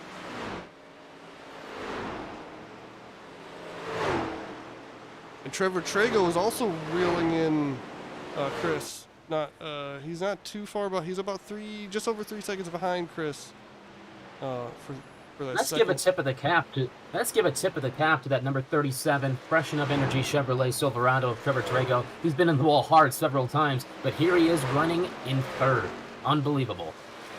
And he's definitely had speed throughout the season. It's just, different strategies and, accidents and stuff like that have cost him a bit of points in the finishes and whatnot, but he's definitely got the speed. Chris Smith ran into trouble with some lap traffic, and Evan Pienza blows by him for the 2nd spot. No, Evan's a lap down. Oh, my bad. Evan and Rhett are battling for 5th right now. They're the first truck. That's the first spot a lap down. There's only 4 trucks on the lead lap right now. My apologies. Timmy Emanuel's on pit road, and I accidentally hit the wrong button, and I see myself in pit road, but that truck is a ghost, so no one's ever going to see it. Patrick Colby is also coming up not too far behind Chris, but all 3 of these guys have to get around Johnny to get their lap back. So, and Evan Pienta's not too far back there. As you can see, he had to make some evasive action on the 7 truck coming out of turn 2. But with the way Johnny Rapp's running, it doesn't seem like he's worried about making it on fuel. Yeah, I'm not sure what's gonna happen here. Maybe he's got a Junior Johnson setup going on where he's filled the roll cage with gas and he can run a few extra laps. I don't know. Well, here comes Evan Pienta, and he will get his lap back. Now, Rhett Tucker will be the first truck a lap down as he works his way around the lap truck of George Fetzko. And Patrick Colby will look to do the same. Johnny Rapp got really close to the wall there in 3 and 4. Keeps it off it, though, and continues along. And yeah, Patrick will probably pass Rhett before they both get by Johnny at this pace. Yeah, Patrick really closed in on Rhett in 1 and 2 there, and he's going to look for the pass down the backstretch here. And he does make the pass going into 3, so that put Patrick Colby into 6th. Your first truck a lap down.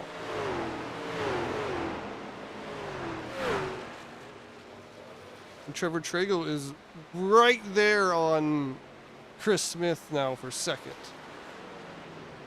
But he's got a truck to his inside. That's Brady Powers. Yeah, But Brady Powers that's is gonna 2 hurt. laps down. Yeah, that's gonna hurt his time a little bit as he lets him go into the corner. But that's also gonna hurt Chris on exit, so it's gonna even out here. Here comes Patrick Colby, and he will pass Johnny Rapp and put himself back on the lead lap. And as Johnny Rapp passes the start-finish line, we will have 14 laps remaining in this race. The Apex Energy Southern 200. Trevor Trigo does clear Chris for 2nd, and that puts 6 people on the lead lap now once Patrick passed Johnny. Could this be just a genius move here by Johnny Rapp and his team? It's getting a lot closer to becoming real. We'll see. There's still 13 laps here, 12 laps here. And you're right. Anything can happen within these. Well, now make it 12 laps to go. But yeah, Johnny, Trevor, and Chris are all still out there, and so is Andrew McGonigal. Andrew McGonigal is also running the same strat as they are, but he also pit a lap later, so he has an extra lap of gas. So we'll see if that becomes a factor. And what do you think McGonigal's spotter and team is telling him? That Rapp is on the same strategy, but it's a little bit worse on fuel. So if there's a chance that McGonigal can catch up to Rapp, and pressure him to mash that gas pedal. I'm sure. Oh no, Rapp's coming to pit road. Yep, he's pitting. Rapp is coming. Our leader is coming to pit road. We'll see if Trevor Trago and Chris Smith follow, but yes, Johnny Rapp coming down pit road on lap 137, coming to 138 here. Let's keep Trevor an eye Trago. on Trevor the- Trago is also coming down. Chris Smith is staying out. So the 28 is staying out. We'll see if he can last another 10 laps here. Let's keep an eye on Johnny Rapp. Let's see what he does here in pit road. Will he take 2 tires, 4 tires, gas only? I guess we'll find out. I bet you he's going to at least take, a set of right side tires. We will see here as he pulls into a stall. The truck does go up. He's taking 2 tires. And I think he's going to take 4. Yeah, he is taking 4. He's going to take 4 But tires. he's going to lose a lap here as Chris Smith goes by him on track. I'm willing to bet, within, I would say within, I don't know, maybe 3-4 laps, he's going to get that lap back. Andrew McGonigal is also still out there. Same strategy as Chris Smith, but Evan Pienta in 3rd is not too far behind McGonigal, and then about another 4 seconds behind Evan Pienta is Patrick Colby. So I don't think this is going to work out for McGonigal for sure. We'll see what happens though. And as far as Chris Smith is concerned, this could potentially be his first win in the Apex Energy Truck Series. I think for the season, you might be right, yeah. But he's got a lot of lap traffic around him and Johnny Rapp had to go all the way to the apron to get around them as they were 4 wide for a few seconds there. But Johnny's back on the lead lap now, but he's only got 7 laps to get all the way back around and pass him for the lead if he can even do that. And that was some late Rapp magic there as Rapp went, trouble, hard on the wall. And that was Josh Ward. That's not gonna up the points battle. That was a hard hit. Andrew McGonigal Yeah. gets loose in 1 and 2. He's going to lose second place to Evan Pienta. He keeps it straight, no caution. Evan Pienta is now in second, and he's only 3.5 seconds behind Chris Smith. So he's got 6.5 laps here, 6.25 laps here to catch Chris for the win if Chris is staying out, which Chris has to stay out now. There's no way he's going to pit. He's going to lose. There's no going back for Yep. Chris Smith. And Josh Ward hit pit road right after he hit the wall. We'll see how that plays out for him. Chris Smith has a 3.3 second lead. Yeah, he's over Evan he's Pienta. also in traffic here, so that's not helping him out any. But if he's able to stay behind these trucks a little, at least for a little bit, it could save him on fuel a little bit. It's not going to save a lot, but that could mean, maybe, a small amount of drafting could, potentially save him some gas.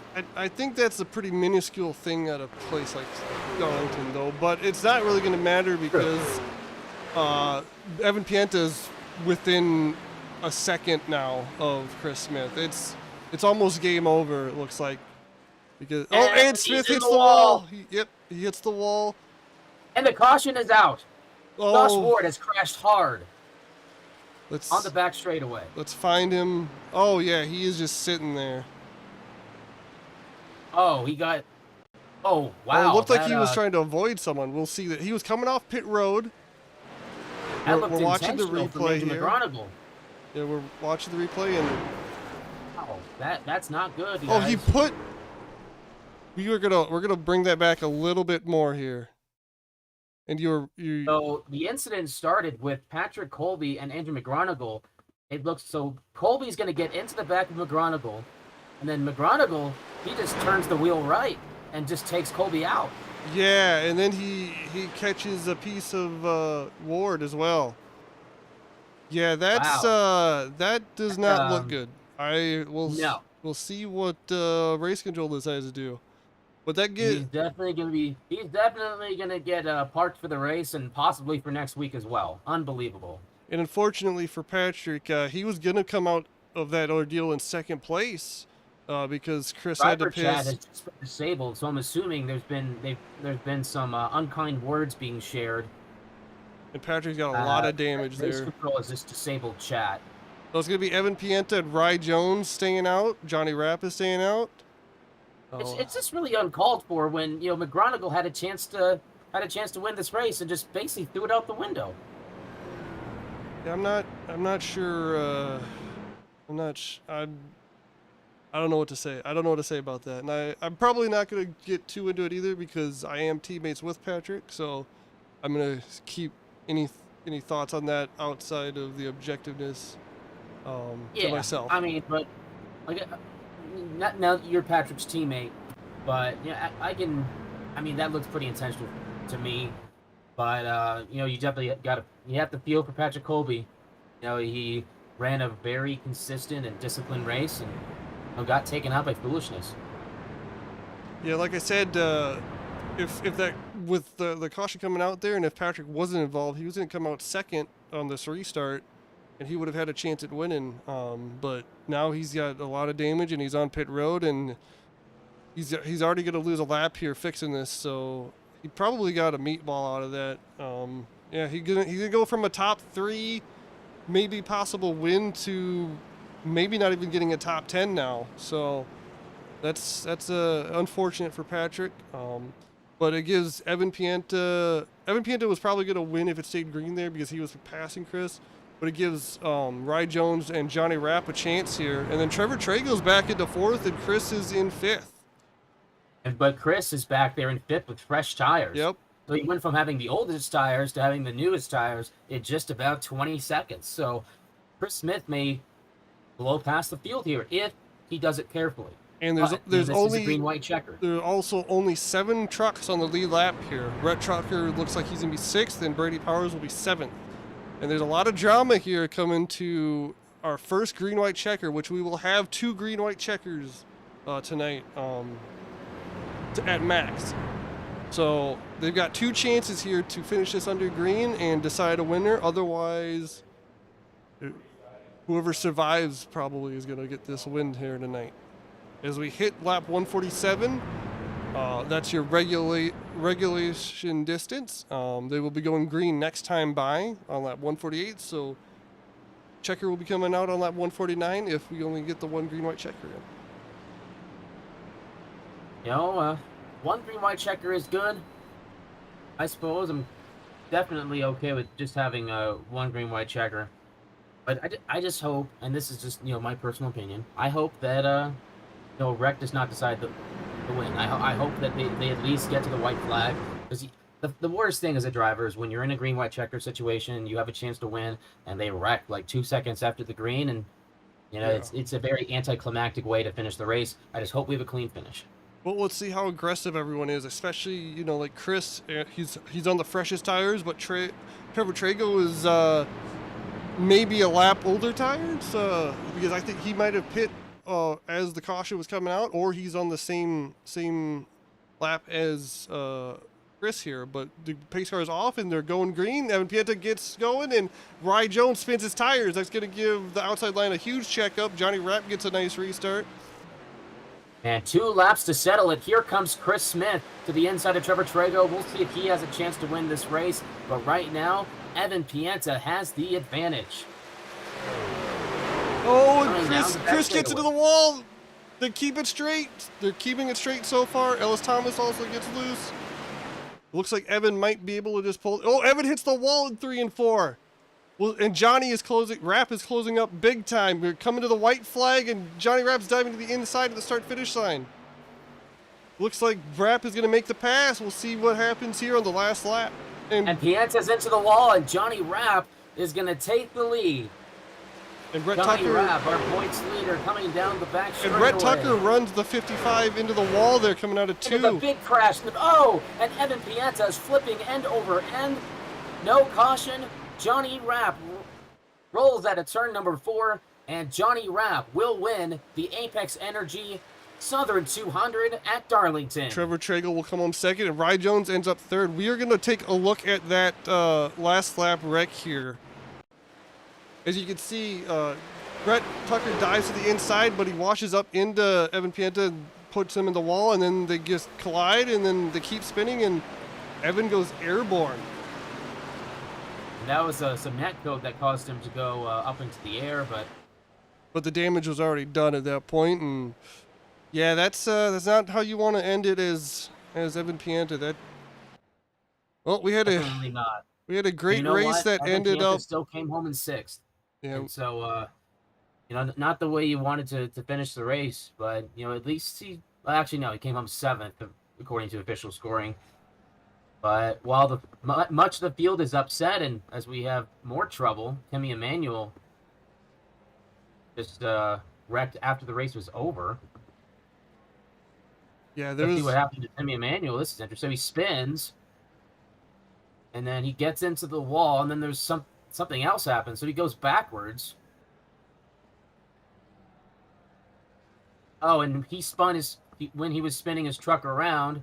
He slammed right into Tim Tokarski, so that's and then started doing donuts. I guess we have some after row. So we had a great race that ended with some drama here tonight. We will get your top 3 interviews here in just a moment. You want to take the first one? We will bring. Oh, absolutely. We will bring Rye Jones up. Rye Jones, you're at the booth. You got a copy? Yeah, I got you guys. Hey, Rye, welcome. Congratulations on your 3rd place finish. You had quite the race. So, you started the race, kind of mid-pack, took tires, went to the front. You led for a long time, stayed out, went to the back to the front, and you come home 3rd. Great run for you guys and the number 91 Toyota team. Tell us about your day and, how was it? Oh, buddy. Well, let me tell you, my back hurts. Like that was it was a very long race. But I enjoy longer races, and my gosh, I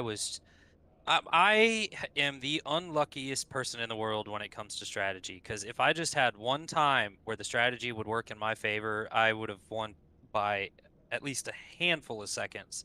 Had it stayed green there when I was leading.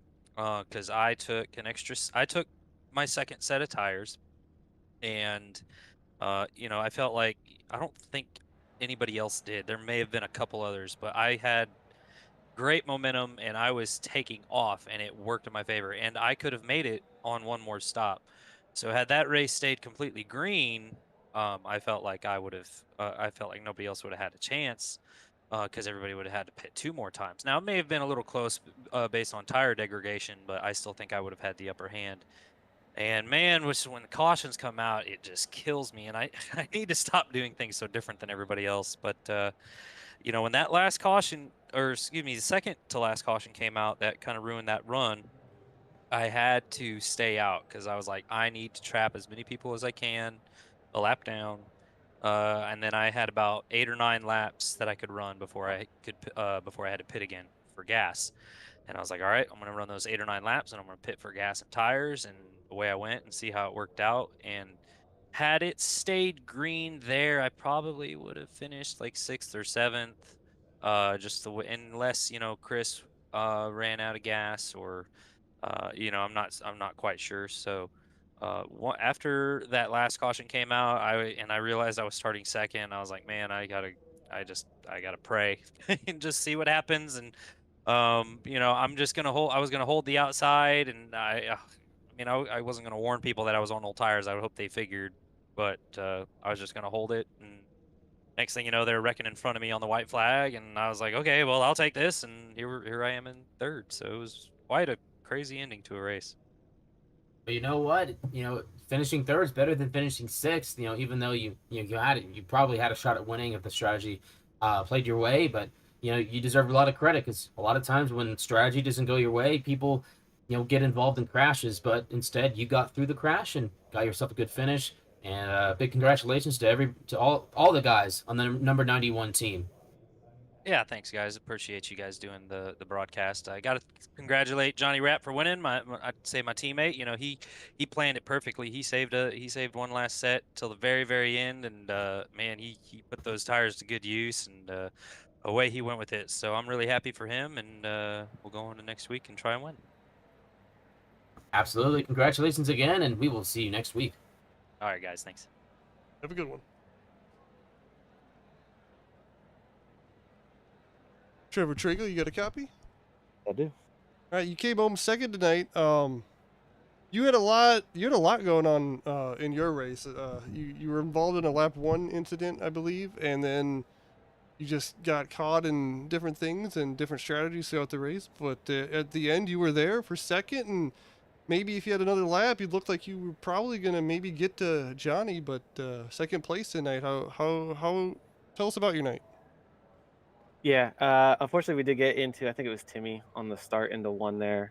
There was just a checkup that I didn't expect to happen. But I think we had 30 seconds of damage, but we were able to get it fixed. And my whole strategy on that one was just save as much tire as possible, try to save a set at the end. And I got to give a huge shout out to our spotter, Knight Carson, for both Brady and I. We wanted different things as drivers, and he came up with a perfect strategy for both of us to get us both in the top 5. Yeah, Brady made it through that last lap thing as well, and again that was the key there at the end, surviving that, because all of a sudden everything went chaotic there towards the end of the race. I don't remember, did you pit right before that caution came out, or was that caution your last pit stop? I pit within 10 laps of that caution coming out. So I had fresher than Rye and some other people, but I know Chris and Rhett were on brand new right there on that yellow. Gotcha. So you probably ended up a little better than what you would have if it stayed green, but still, second place is great. Next week we're at Vegas. You got any thoughts on that? I'm just hoping to keep the momentum going. I had a pretty bad result in a league race last night and at one of my better tracks, and this is by far one of my worst tracks. So to get a top 3 here is just complete opposite end of the spectrum on that one. Well, again, congrats on your third or your second. Sorry. Hopefully we'll see you up here again next week. Is there anyone you want to shout out or thank before you head out here tonight? Yeah, I just want to shout out One and Goons, the whole team, Brady and Carson for helping out with this one, and then our sponsors, Freshen Up Hydration, FPS Heaven, and Top Flight Apparel as well. Thank you guys. Again, congrats on your second, and we'll hopefully talk to you again next week. Have a good one. Thank you guys. You too. That was your second place finisher. Now your winner tonight, here's Johnny Rapp. And with his third win of the 2023 Apex Energy Truck Series season and extending his point lead, Johnny Rapp, welcome back and congratulations on an impressive performance. And I did not think I'd be talking to you guys tonight. I'll tell you that. You know what? We were talking about you earlier because when you were running like 9th and 10th, and you're like, hey, Johnny Rapp's falling back. But at the same time, we said, well, he's always there at the end. He always finds a way to be there at the end. And late caution came out due to a very interesting accident that we brought up earlier in the telecast. But it paid off for you guys. Tell us how your day went. Obviously you won the race, but the whole race was very interesting from our vantage point. What say you? Yeah. So I don't know if you guys caught it, but I had a very interesting race myself. I think it was first caution going into the pits. I just was not paying attention and drove directly into the barrels. Is going that where into your pit damage road. came from? Because we could definitely see that there. Yeah. So Oh. that's where it originated from. And then I also one time thought that I was going in turn 1 and it was turn 3 and I killed the wall. So I have no idea how that thing was still running at the end there. But Well, luckily it was built tough enough and it lasted. Do you think you would have gotten Evan if he didn't get into the wall, come into the white flag there in 3 and 4? Because that definitely helped you get a big run on him. is that what happened? Because I think I had newer tires, but I Mhm. went in there. I didn't know if I hit him or not. I still don't know. But I think what happened. I think he spun the tires on the restart, and then he tried to overcompensate in turn 1, ended up hitting the wall, hit the wall again, and so I mean it probably. I think it was inevitable that Johnny was going to get around him, but the extra mistakes made it happen faster than we expected. Um, Johnny, like, be honest with us. Is this one of your favorite racetracks? We've had, I think Trevor Trigg was just talking to us. He said, this is, not one of his best tracks, but obviously with the win, maybe this has just become your favorite track. so I was describing it to Ryan earlier. It's a track that I love to drive, but I don't think I'm that good at. I got lucky, obviously, with whatever happened there at the end to even have a shot. But like, I don't know. Like when I drive it good, it's fun. Yeah, I feel like I do good, but then I'm just too inconsistent. Like I'll hit the wall on the straightaway, like the Gen 4s last night. I hit the wall like 10 times within like 10 laps. I was like, that's enough. But yeah, I mean, it's cool to win at a track that maybe isn't my best, but it is a track I like. So I'll take it. Well, But it is one of the most historic tracks. Well, in my opinion, it's the most historic track, but other people might have a different opinion. But nonetheless, you're in victory lane for the third time this season. Entering the race, we were talking about how Josh Ford had cut into your lead, down to 2 points. Well, unfortunately, he was caught up in that last wreck. So, Johnny Rapp has extended his point lead and is back in victory lane once again. Congratulations to you, Johnny, and your team. Do you have anyone to shout out tonight? Well, shout out to my family. They're out there in the living room watching. The other payday guys. Chase didn't make it tonight. I don't know what's going on with him. He's got something going on. We're think about him. Want him to get back in the driver's seat here. Shout out to Ryan. That was my only teammate tonight. He kind of kept me from falling asleep on them long runs. So he got a good finish too. So congratulations to him. You guys for putting on the show here. We appreciate it. Ellis and Chris putting on a league, and I think that's it. I don't know. Let me get in my notebook real. you should be used to this by now. Yeah, it's been a few weeks though. Yeah. But hey, I mean, as long as this league continues, Tony and I would be more than happy to continue broadcasting these events. We're having a blast, and there's great racing.